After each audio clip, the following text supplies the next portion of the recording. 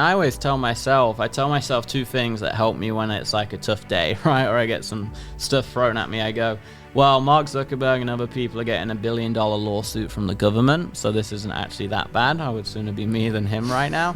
And I go, number two, I could just quit and go and work at McDonald's. I have the choice. Rudy, what do you see right now as advertising opportunities? There's always going to be new platforms, TikTok and whatever comes after that. But more and more now, the ability to hold and grab attention, right, and create those really cool creatives, I think is so important.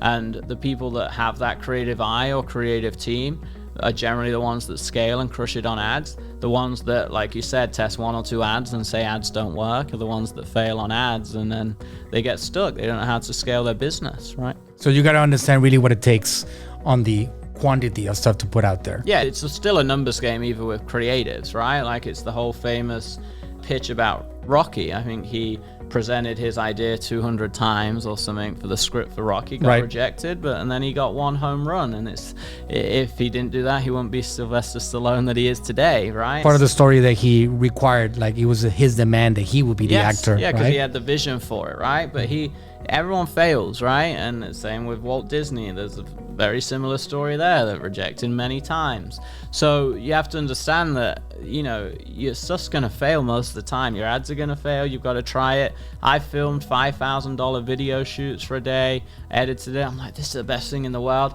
And it's crap. Bombs. And then we throw up an ad, and the designer is a new designer that did a crappy design. And I'm like, I hate it. And then I go, what's the stats? And it's half the price of everything else. And I go, well, that's stupid, but okay. So it's like, it's the testing.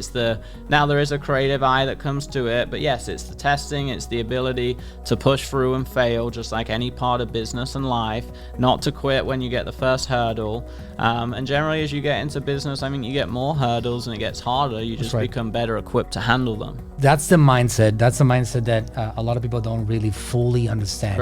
The failure doesn't really exist. Failure is an option. Yep.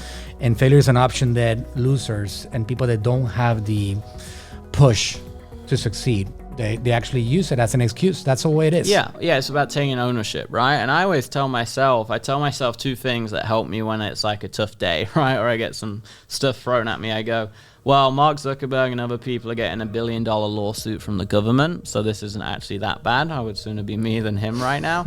And I go, number two, I could just quit and go and work at McDonald's. I have the choice. Right. And it's that I have the choice part that I respect when other people are like that. In our company, we call it extreme ownership. It's one of our core values.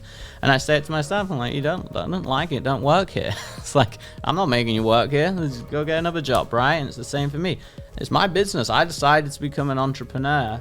I can complain about it and moan, but I can go work at McDonald's too. And one thing I learned early in life that I always remember is my mom and dad and other people, they still had stress in their job. They had a bad boss, or a new boss came in, or a new co-worker that frustrated them, a new policy update, their pay got changed, whatever, right? They had stress. I'm like, you're gonna have stress in life no matter what, right? Unless you live in the mountains, maybe, right? If you day to day and work in a corporate company, you're gonna have stress. So you either pick, do you want your own stress, or do you want stress for another company that you work a 9 to 5 for? I picked this path, obviously, as did you, and that's the entrepreneurial game we're in. Also, along the way, Rudy, we didn't really start like that. No. Right? Like, I started with a group of people, and I started just providing value to somebody else until I eventually got myself to a point, which is another point. Like, a lot of people, if they try to go down the Rudy Mawer path or my path, they're potentially going to fail at it.